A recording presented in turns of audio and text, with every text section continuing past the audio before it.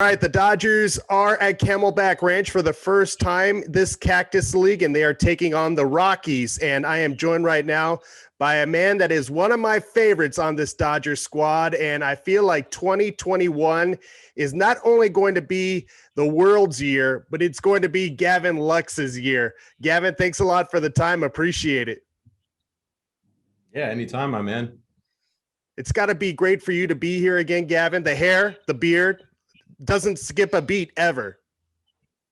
I need a haircut really bad. I'm working on trying to find somebody on the team who can cut it because I'm scared to go to a shop or have anybody cut it. So I'm working on it. If there was a teammate you would trust with scissors, who would it be, Gavin? Probably Cody Bellinger. What? That is the last name I thought you would say. No, he can do it. No, honestly, probably Mookie. Mookie's good at everything, so Mookie would probably be good at cutting hair.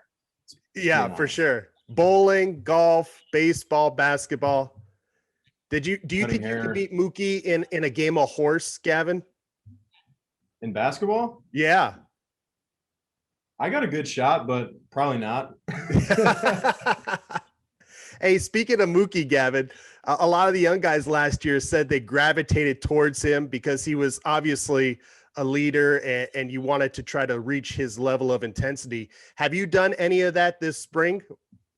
Yeah, already. We've been in a lot of the same live BP groups and base running groups. So for me, a lot of it so far, the first few days have been picking his brain on the base running stuff. I want to be a better base runner, and Mookie's one of the best at it. So just picking his brains on secondary leads and contact reads when I'm at third base, just stuff like that. So yeah, I definitely try to gravitate towards him because he's a hard worker and he's obviously one of the best in the game. So whenever you got both those combinations together, you're going to want to gravitate towards that guy. Yeah, everybody thinks about the bat and the glove, but his base running's on a different level. 100%. Yeah. I mean, you saw how aggressive he was in the playoffs and how big of a difference that made. Just having a base stealing third and a guy who can run and do it all. So, yeah, he's the man. Hey, Gavin, last year you were on that ride in Texas with the team. What did you take away from that experience? Yeah, I mean, obviously I wanted to be out there playing, and it was definitely personally disappointing that I didn't perform well enough to be out there. But it was still awesome just watching and getting that experience of seeing how intense the World Series games are.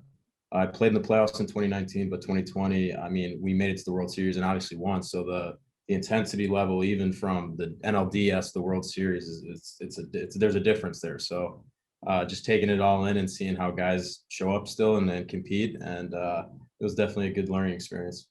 In that experience, do you feel you can actually take something away from whatever you saw and apply it when you're in that position this October? Yeah, I mean, you talk to JT and guys who have been around and who have done it and seen how they prepare, and it's like they have a slow pulse, no moment's ever too big. And I think that's something I can take away and obviously just use it as motivation to be out there this year and then in the years to come. How would you describe the vibe in spring training for you this year compared to years past? Yeah, I think this year, I feel like me personally, I have a little more to prove, I think. Obviously 2020 was not a great year for me personally. So I think I have more to prove now, and I want to go out there. I'm anxious to start playing. I think I kind of have a bad taste in my mouth a little bit. So I'm looking forward to starting playing Sunday or whenever we start getting going.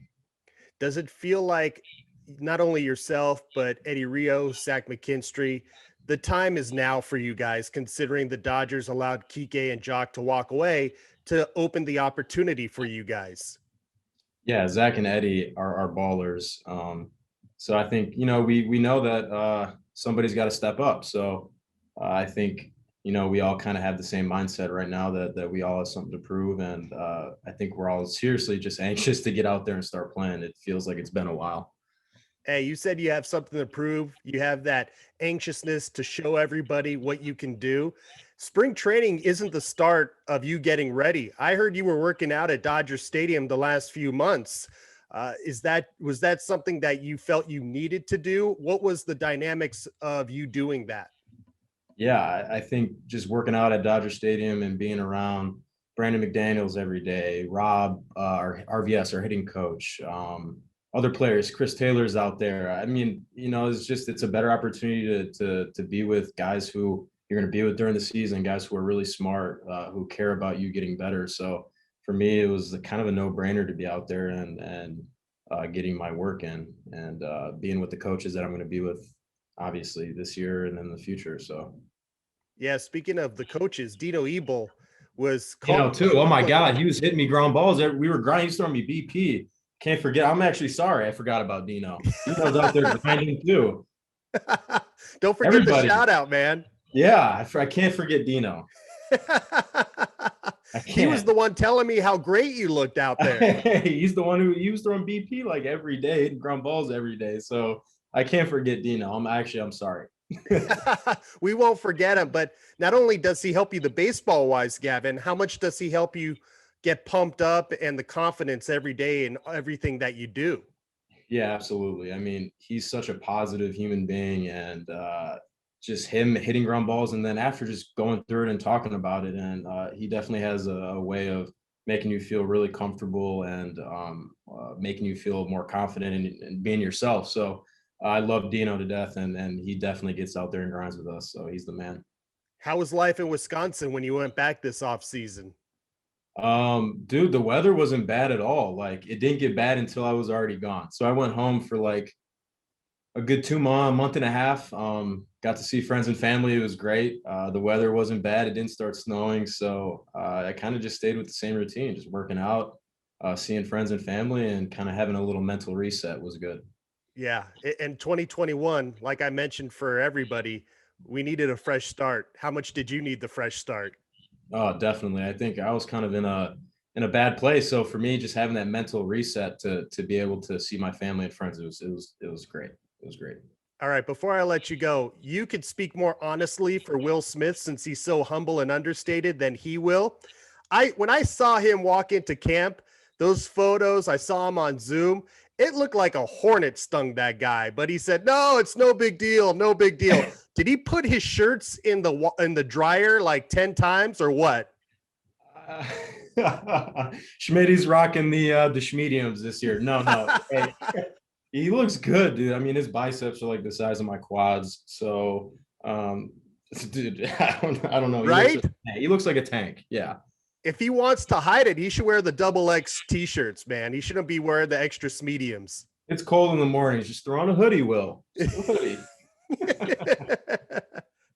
Gavin, always great to catch up with you. You're one of my favorite people. We're rooting for you, and I know 2021 will be the start of big things for you.